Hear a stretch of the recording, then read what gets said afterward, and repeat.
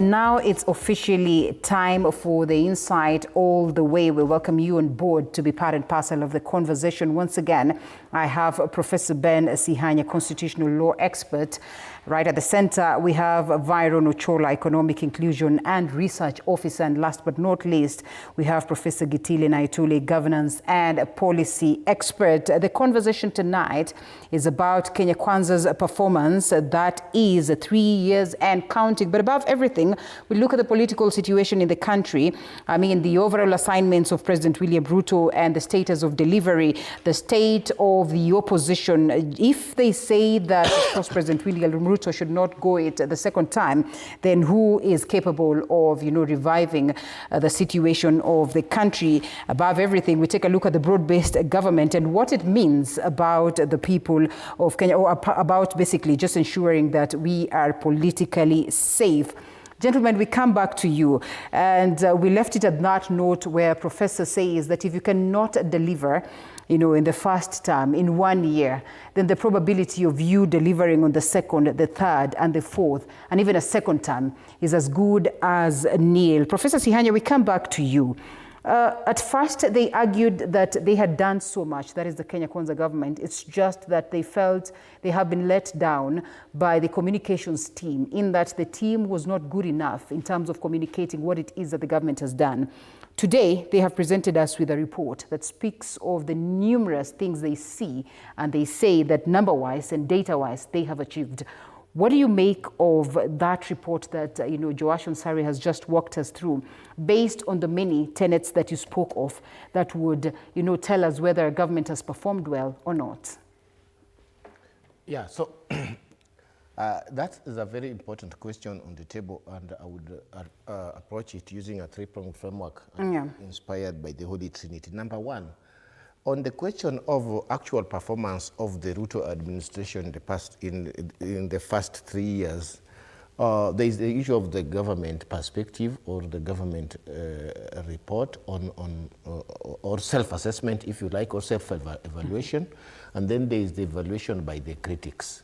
On some of the key parameters, you would see that really the performance is actually what either they say or you can objectively verify and say, yes, that's much better. And you can take, just for example, some examples that you could take is that during the past two administrations, Kibaki and Kenyatta too, some people would say that most of Kenya's resources on infrastructure were completely focused on a specific region, where, for example, Kibaki and Kenyatta too came from. Take an example. Thika Superhighway was a very important infrastructure project, which could have financed so much infrastructure in many parts of the country, but it served a specific region. So you could, and then others would tell you that compared to that, the infrastructure development is more dispersed. So those are parameters that you can check. Number two, there's this statement that if you can't perform in the first 3 years or in your first term, definitely, or even some people are saying even in the first year, then definitely you are a total non-performer and cannot perform in subsequent years or in a second term. That's not necessarily true. I can give you, I invited us, even if you were to say this administration has not performed, suppose for purpose of argument, for purpose of argument only, hypothetically, if you said that they have not performed on all the parameters or on any parameter, that's not necessarily true. I invited us to compare Ruto at 3 with, for example, Kibaki at 3. Let me just focus, for example, on Kibaki and Kenyatta 2 at 3. What did we see in Kenyatta, Kibaki at 3? Or even at 5. Road network in this country was non-existent except in the central Kenya region. By 2007, go and check the data. And many people could not use roads past Gilgil, beyond Gilgil, or other parts of this country. You had either to fly or something, or really risk a lot of pain traveling by road. road net infrastructure only picked up nationwide a little, but most of it was the Kasupaebe issues post 07 in the Grand Coalition administration. You could take any other key parameter, and that most economists who are sensitive to political economy and to equity have said that there may have been some growth in the Kibaki administration.